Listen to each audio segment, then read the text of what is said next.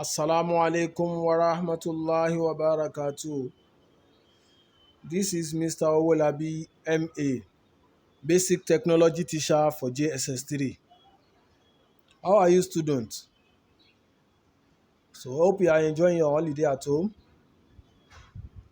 So, as we all know, this is week 3 for our Basic Technology class. So, this is second period. We have used our first period for the correction of the week 1 assignment, which comprises of what? The gears and gear ratio.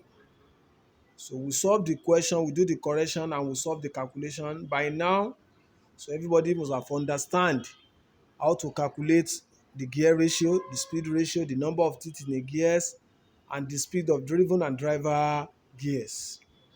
Today, we are going to look at the chain drive.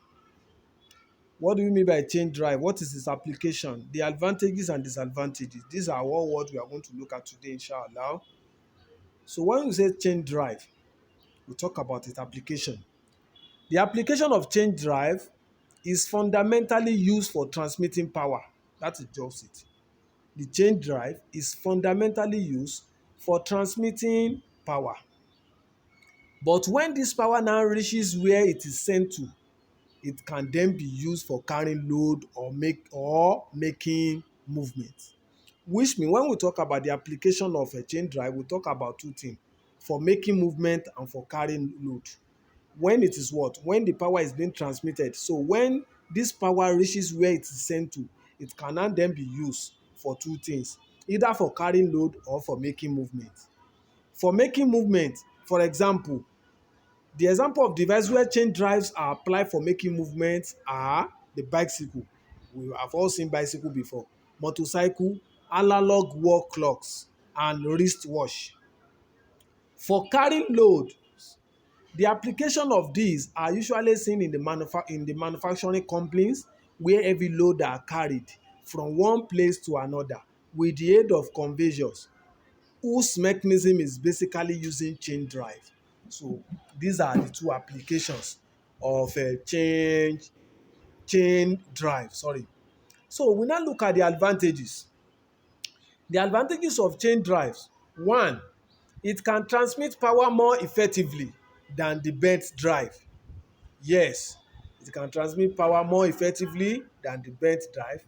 There is no slip between the chain and the sprocket. Yes, there is no any slip that is between the chain and the sprocket.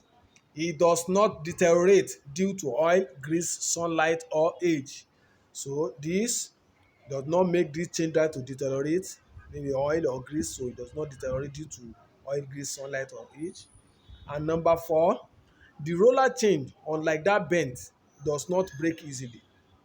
Bent drive break easily, but the chain drive, the roller, does not break easily. This is because it takes time before the effect of wear and tear can set in. It takes times before what? Before the effect of wear and tear can set in. Now let's also number 5, it requires little maintenance. It requires little maintenance. It requires little maintenance. So the disadvantages are it can only transmit power through limited distance. So it cannot transmit power for a long time, for a long distance. It can only transmit power for what? Through a limited distance. It is more difficult to adjust because of non-flexibility of the chain. It is more difficult to adjust because of the what causes non-what flexibility of the chain. It is typically require frequent lubrication. Typically require frequent lubrication. While the last one, it is noisy and produces more vibration. So when compared to belt drive, chain drive is noisy. It's not noisy. The place when they are using chain drive, you know that they are using it, so it produce more vibration, and also it produce what? More vibration. So this is what? A typical diagram of a chain drive.